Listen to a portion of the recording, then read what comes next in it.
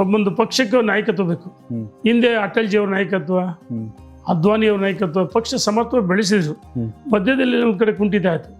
ಆದರೆ ಇವತ್ತು ದೇಶದಲ್ಲಿ ನರೇಂದ್ರ ಮೋದಿ ಅಂತವ್ರ ನಾಯಕತ್ವ ಸಿಗದಿದ್ರೆ ನಾವು ದೇಶದಲ್ಲಿ ಅಧಿಕಾರಕ್ಕೆ ಬರ್ತಿರಲಿಲ್ಲ.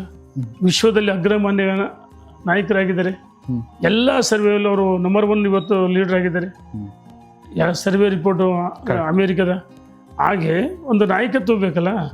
ಯಡಿಯೂರಪ್ಪ ಅಂತ ದೈತ್ಯ ನಾಯಕತ್ವ ಇಲ್ಲದ್ರೆ ಕರ್ನಾಟಕದಲ್ಲಿ ಭಾರತೀಯ ಜನತಾ ಪಾರ್ಟಿ ಅಧಿಕಾರಕ್ಕೆ ಬರೋಕ್ಕೆ ಸಾಧ್ಯವೇ ಇಲ್ಲ. ನಾನು ಸರ್ VS ಆಚಾರ್ಯ ಹೆಸರು ಬಿಟ್ಟೆ ಬಹಳಷ್ಟು ಜನ ಹಿರಿಯರಿದ್ರು ಯಡಿಯೂರಪ್ಪನ ಜೊತೆಗೊಂಡಿದ್ರು. ಒಬ್ಬ ಕ್ಯಾಪ್ಟನ್ ಬೇಕೇ ಬೇಕು. ಓಕೆ, ನಿಮ್ಮ ಪ್ರಕಾರ ಕ್ಯಾಪ್ಟನ್ ಸರಿ ಇದೆ. ಕೋಚ್ ಏನಾದ್ರು ಸಮಸ್ಯೆ ಇದೆಯಾ ಪಕ್ಷದಲ್ಲಿ? ಕೋಚ್ ಸಮಸ್ಯೆ ಏನಾರು ಇದೆಯಾ? ಒಳ್ಳೆ ಕೋಚ್ ಬೇಕಾ? ಇಡೀ ರಾಜ್ಯದ ನಾಯಕತ್ವ ಸಂಘಟನೆ ಅವರೆಲ್ಲರೂ ವಿಶ್ವಾಸ ತೆಗೆದುಕೊಂಡು ಹೋಗ್ತಾರೆ. ನಾನು ಹೇಳೋದು ಕೋಚ್ ಬೇರೆ, ನಾಯಕತ್ವ ಬೇರೆ. ನಾವು ಹೇಳೋದು ಇಲ್ಲಿ ಕಾರ್ಯಕರ್ತರು ಬಹಳ ಮುಖ್ಯ.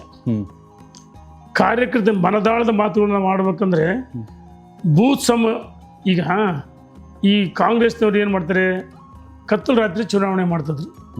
ಅದು ಕಾರ್ಯಕರ್ತರ ಆಧಾರಿತ ಪಕ್ಷ ಅಲ್ಲ, ನಾಯಕರ ಆಧಾರಿತ ಪಾರ್ಟಿ. ಭಾರತೀಯ ಜನತಾ ಪಾರ್ಟಿಯಲ್ಲಿ ಪ್ರತಿಯೊಬ್ಬ ಕಾರ್ಯಕರ್ತರ ಅನಿಸಿಕೆಗಳು, ಭಾವನೆಗಳು ಮುಖ್ಯ. ನಾವು ಭೂ ಸಮಿತಿಗಳು ಸಭೆ ಮಾಡ್ತೀವಿ, ಭೂ ಸಮಿತಿಗಳು ಮಾಡ್ತೀವಿ, ಅಧ್ಯಕ್ಷ, ಕಾರ್ಯದರ್ಶಿ, ಅಲ್ಲಿ ಭೂ ಸಮಿತಿ ಮಾಡ್ತೀವಿ.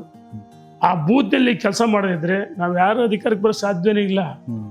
ಹಾಗಾಗಿ ಆ ಬೂತ್ನಲ್ಲಿರ್ತಕ್ಕಂಥ ಒಬ್ಬ ಸಾಮಾನ್ಯ ಕಾರ್ಯಕರ್ತರು ಇಷ್ಟಪಡ್ತಕ್ಕಂಥ ಒಬ್ಬ ವ್ಯಕ್ತಿ ಬೇಕು ಅಂತ ಹೇಳಿ ರಾಷ್ಟ್ರೀಯ ನಾಯಕರು ವಿಜೇಂದ್ರ ಅಧ್ಯಕ್ಷರು ಮಾಡಿದರೆ.